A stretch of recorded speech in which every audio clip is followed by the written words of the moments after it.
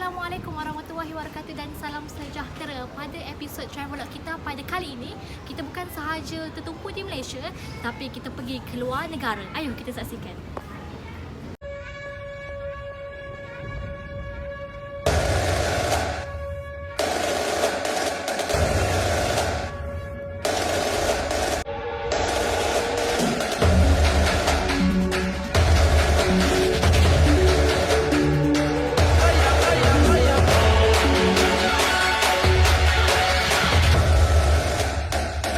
Pada episod Travelog kali ini, ayuh kita mengenali sebuah negara kepulauan Asia Tenggara iaitu negara Indonesia.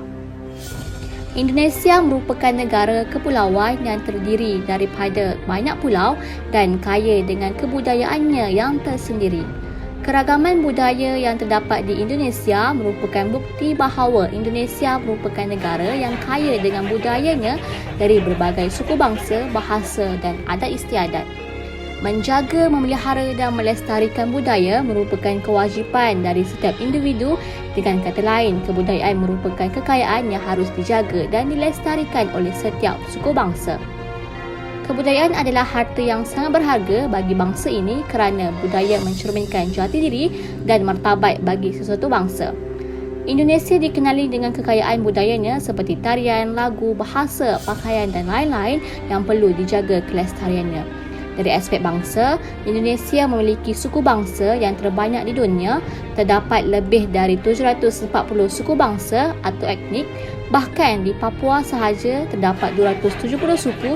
Dengan jumlah suku sebanyak itu menjadikan Indonesia memiliki bahasa daerah terbanyak iaitu 583 bahasa dan dialek dari 67 bahasa induk yang digunakan berbagai suku bangsa di Indonesia.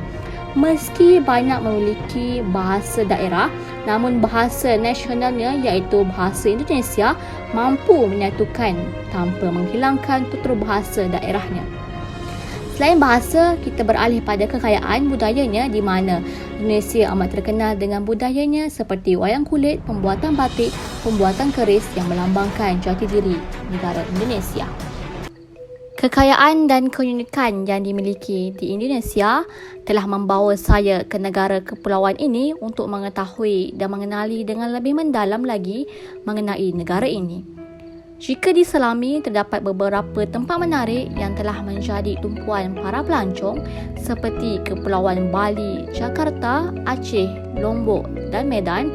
Namun tujuan Travelog ini dilaksanakan adalah bukan untuk memaparkan kepada umum mengenai tempat-tempat yang telah menjadi tumpuan para pelancong, tetapi memilih sebuah tempat yang tidak dikenali dan sebuah kawasan yang boleh dibangunkan sebagai produk pelancongan.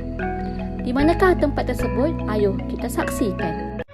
Tanjung Pinang, Indonesia merupakan sebuah tempat yang tidak dikenali dan ia merupakan sebuah kawasan yang boleh dibangunkan sebagai produk pelancongan.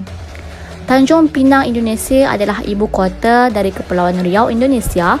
Kota ini terletak di Pulau Bintan dan beberapa pulau kecil seperti Pulau Dompak dan Pulau Penyengat.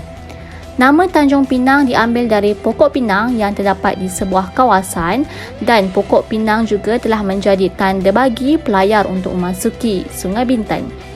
Ramai yang tidak tahu bahawa Pulau Bintan terletak di Kepulauan Riau, Indonesia. Ia merupakan pulau yang paling luas di Riau, malah mencakupi kawasan Kota Bintan dan Tanjung Pinang. Di Pulau Pinang juga terdapat pelbagai tempat menarik untuk dikunjungi seperti Pulau Dompak, Pulau Penyengat, Patung Seribu, Pantai Impian dan sebagainya.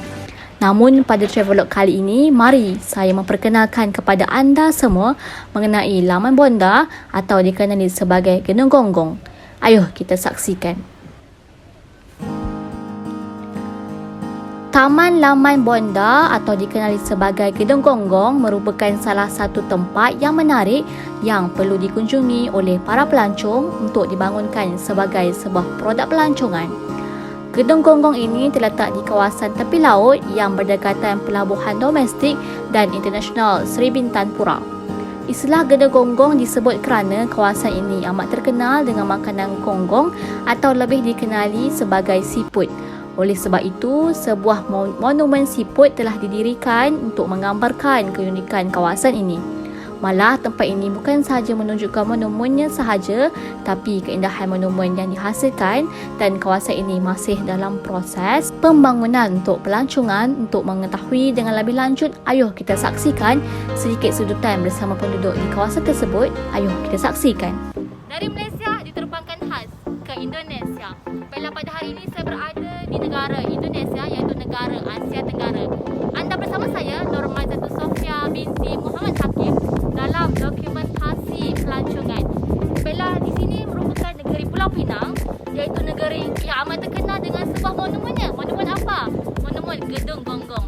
Baiklah, anda ingin tahu lebih lanjut mengenai monumen ini dan apakah yang berada di negeri Pulau Pinang ini, di negara Indonesia ini? Baiklah, kita bersama dengan seorang yang menetap di sini, seorang pengunjung yang sentiasa berada di sini. Mari kita saksikan. Baiklah, selamat pagi. Saya Indah Sartika. Asal saya dari Tanjung Pinang. Seterusnya, apa yang akan tahu dan sedikit mengenai Gedung Gonggong ini ya? Jadi yang saya ketahui sih dari Gedung Gonggong ini kan dibangun dari awal tahun 2016, Oktober kalau nggak salah saya. Ya. Nah, jadi awal-awal gedung ini dibuka, ini kan gedungnya ada 2 lantai. Jadi di lantai pertama itu biasanya kemarin itu dijadikan sebagai tempat pusat oleh-oleh Tanjung Pinang. Menarik. Lalu yang lantai atasnya ini kemarin dibikin mini museum sebagai pusat informasi kebudayaan dari Tanjung Pinang gitu, Kak. Menurut Cik Indah, setelah monumen ini disiapkan pada tahun 2016, pihak pengurusan sedang membangunkan pelbagai aktiviti sampingan untuk tarikan para pengunjung. Namun, aktiviti dan pembangunan sampingan dapat dilaksanakan sepenuhnya pada beberapa bulan lepas setelah berakhirnya pandemik COVID-19. Aktiviti yang dimaksudkannya adalah terdapatnya senaman ringan yang dilaksanakan pada waktu pagi. Terdapat juga pelbagai aneka jualan yang dilaksanakan di sekitar Gedung Gonggong untuk membantu masyarakat mendapatkan sumber pendapatan yang dilaksanakan pada waktu petang sehingga waktu malam. Pelbagai aktiviti sampingan juga telah dilaksanakan seperti aktiviti berbasikal di kawasan lapang Taman Bonda. Di sini dapat dilihat bahawa kawasan ini sedang dibangunkan untuk menarik lebih ramai lagi pengunjung. Saya juga berkesempatan menikmati pemandangan pada waktu senja untuk melihat keindahan lautan Tanjung Pinang. Sebelum pulang, saya juga dapat menikmati air jus jeruk yang dijual di sekitar Gedung Gonggong.